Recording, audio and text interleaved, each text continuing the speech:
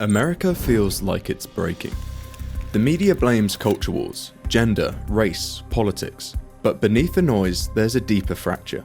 While millions of Americans struggle to just get by, a small elite has steadily reshaped the country's institutions to serve their interests. If you divided America by how much wealth each group owns, it would look like this. The poorest 20%, tens of millions of people, would own just enough to fill a single state, Arizona. The next 60%, America's middle class, would stretch just across the rest of the West Coast, from Washington to California. The wealthiest 20% would own everything else. And within that, the richest 1% alone would own enough wealth to cover the entire East Coast. It wasn't always like this. America once promised upward mobility, but over the past 4 decades, the income of the top 1% has skyrocketed by 574%, multiplying their wealth nearly 6 times. Meanwhile, the bottom 20% have seen their incomes jump by just 30%, barely outpacing inflation. Today, it's common to romanticize of a golden age of America. Trump practically won an election promising to bring it back. But are people really longing for a time of racial segregation and lower wages? Or are they desperate for a society where they once again feel like they have a fair shot?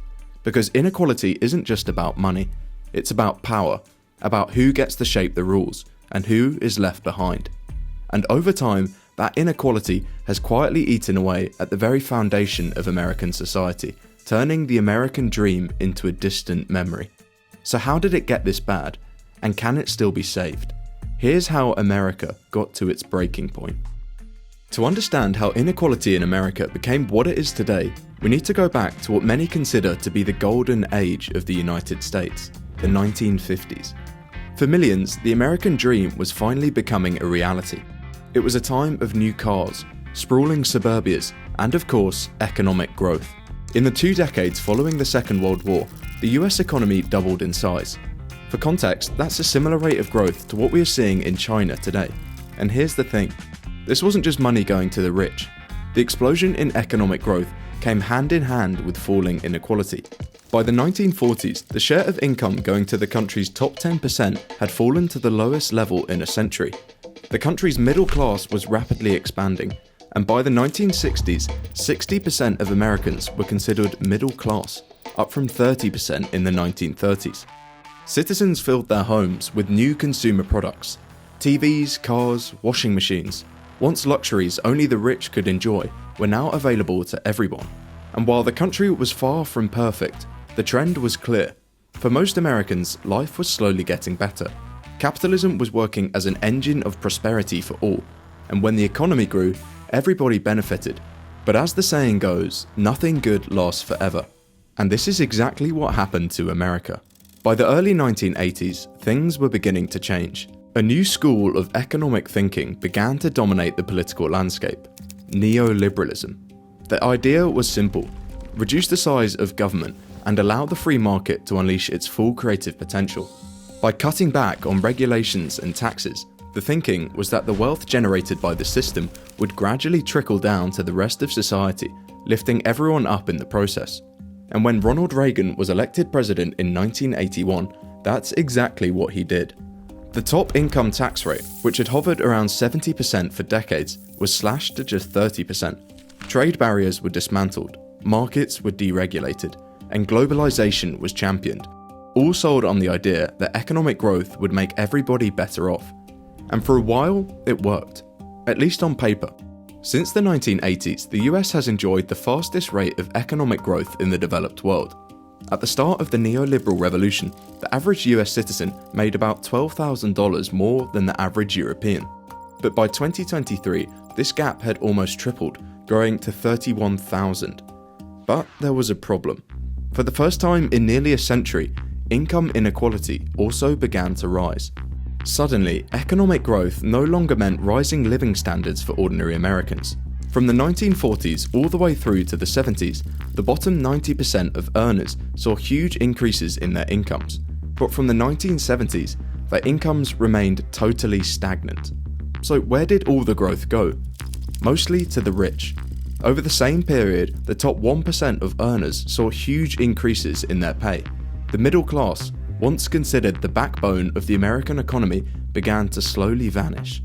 But here's the thing, all of the indicators that are used to show economic success were still going up. The country's GDP was rising fast, tripling in size from the 1980s to today, and the stock market kept going, increasing by over 1,400% in half a lifetime. Even unemployment, often a barometer for the livelihoods of those on lower incomes, remained low. But the reality was that under the surface, the quality of life for the average American had remained totally stagnant for decades. Capitalism, once thought of as a system guaranteed to improve the lives of everybody, had totally failed. This is a really important topic, so I decided not to take a sponsor for this video.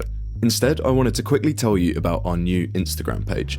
We're posting short daily explainers on economics, geopolitics, and how the world really works. If you've liked the videos so far, consider giving it a follow. It really helps us, and more importantly, it gets more people into these topics. The link is in the description and the pinned comment. Now, back to the video.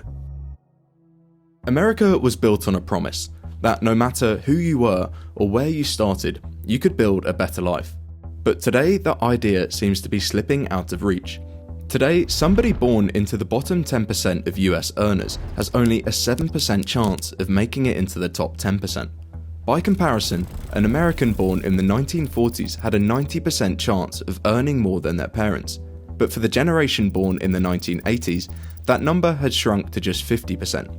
The country that once led the world in opportunity has become one of the hardest places to climb the ladder. Of course, this crisis hasn't gone unnoticed. In 2024, reducing the level of inequality polled as the second most important issue for the president to address. But here's the thing, for most issues, gaining enough public support is practically a guarantee of some government action. Enough people wanted civil rights legislation. The government produced the Civil Rights Act. Demands for climate change in the 2000s produced the Paris Climate Accord, and calls for healthcare eventually led to Obamacare. But inequality is different. No matter how much pressure the public puts on politicians, nothing seems to be done. Take this chart, for example. It shows what average Americans think the ideal distribution of wealth should be. The top 20% of the population does own a significantly larger share of the country's wealth, about 30%, but the wealth is also distributed across all income groups. Even the poorest 20% hold around 10% of the nation's assets. Then compare it to the actual wealth distribution. Almost all of the country's wealth goes to the top 20%, and the bottom 20% owns such a small share that you can hardly even see them. This disconnect is fueling a growing sense of outrage over the level of inequality in America. So why isn't anything being done? It all comes down to who actually has the power. Just take a look at President Trump's inauguration. This was one of the most high-profile events in decades. Presidents and prime ministers from all around the world were flown out to attend. But there was also another group present. Jeff Bezos, Mark Zuckerberg, and Tim Cook, the country's ultra-wealthy elites. And they were there for one thing: influence. In 2024, the world's 100 wealthiest families contributed $2.6 billion to political campaigns. The total spent in the presidential race was $5.5 billion, which means over half of the campaign money came from the country's richest families. For decades, the wealthy have used their wealth to fund political campaigns. But what exactly do they get in return? Well, they certainly aren't asking for higher taxes. Over time, they have managed to infiltrate the political system. Politicians depend on their wealth and funding to win elections, and in return, they promise to protect them. The result? US incomes are now more unequal than ever. CEO pay is now 290 times that of the average worker, up from 31 times in the 1980s. That's not because they're working 290 times harder, it's because the rules have changed to benefit those at the top. Executive compensation is padded with stock options, performance bonuses, and buybacks, all while wages for most workers barely keep up with inflation. Even if there was political will, actually taxing the wealthiest has become practically impossible. As part of the neoliberal project of the 80s, America allowed total capital mobility. This means that wealth that was created in the United States could be freely invested in other countries. Suddenly, living in America didn't mean your money had to stay there. For the rich, this changed everything. Investment opportunities across the world opened up, in booming Asian markets, tax shelters in the Caribbean, and banking havens in Europe. Entire fortunes could now be moved offshore, hidden in complex webs of shell companies, trusts, and anonymous accounts, well beyond the reach of American laws and taxes. Countries like Switzerland, the Cayman Islands, and Ireland offer practically zero tax rates and near total financial secrecy. Over the course of decades, trillions flowed out of the United States into these safe havens, and today it's estimated that as much as 10% of the world's GDP is hidden offshore. As a result, taxing the rich has become basically impossible. If the US government were to try and do so, the money would just disappear, vanishing into foreign savings accounts. Because of this, for decades, the government has been totally complacent. The system just wasn't built to deal with inequality. And now the US has reached a breaking point. The bottom 50% of people own just 2% of the country's wealth, all while the rich keep earning more. The top 1% are now earning 139 times more than the poorest 20.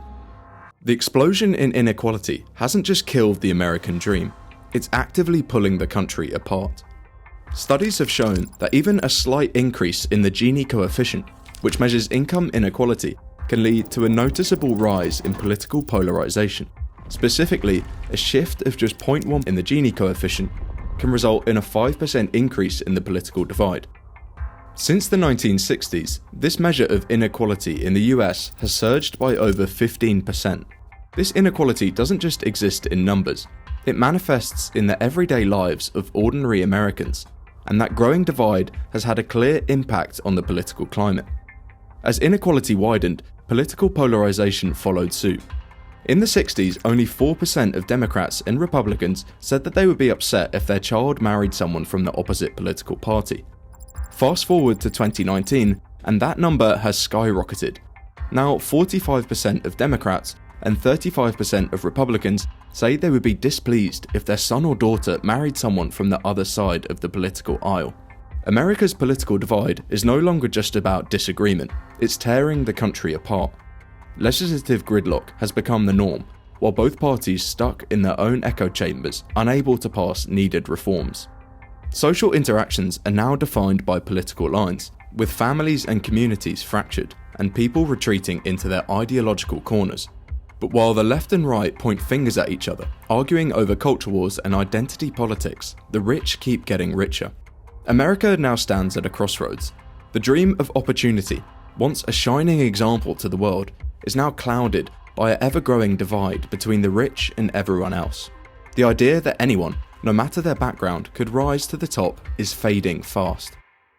All this raises the question, is there anything the country can actually do to fix this? Because despite how broken the system seems, inequality isn't inevitable. It's a result of specific choices made over decades by people in power. Let's start with the most obvious option, taxes. Back in the mid-20th century, during America's so-called golden age, the top marginal rate of tax was over 90%. Today, it's just 37%. That didn't happen by accident. It was the result of relentless lobbying by the wealthy, sold to the public under the promise that lower taxes would stimulate growth. But decades of data shows the opposite. Lower taxes for the rich may boost the economy, but it comes at the expense of the working population. Reintroducing a more progressive tax system would rebalance the scales, ensuring that everyone got a share of economic growth. Of course, to have any success of actually passing tax reform, the country would first need to confront the excessive influence of money in politics. Campaign finance reform might be the single most important step toward fixing inequality. Right now, billionaires can effectively buy influence, bankrolling candidates who protect their wealth while ignoring the needs of ordinary voters. If America wants a democracy that truly reflects the will of its citizens, not just its donors, then the flow of money into politics has to be reined in. This means publicly funded elections, stricter donation caps, and transparent reporting, which could all help weaken the grip of the billionaire class. Once this is achieved, policies designed to directly reduce inequality, like universal healthcare, free college tuition, and a living minimum wage, become a real possibility. These aren't radical communist ideas, they're standard in most wealthy democracies, and they're also incredibly popular. In fact, most Americans already support higher taxes on the rich, stronger labour rights, and better public services. The problem isn't public opinion, it's that the system allows the powerful to ignore it. but change is still possible. History has shown that when inequality reaches unsustainable levels, societies are forced to act. The Gilded Age of the late 19th century gave way to the Progressive Era, and the Great Depression led to the New Deal. Even in the 1960s, civil unrest and activism forced massive political change. The question now isn't whether America can fix its broken system, it's whether it can find a way to rebuild it before it's too late. Because if things continue on its path, the damage will be irreversible, and the promise of a better future will slip further out of reach.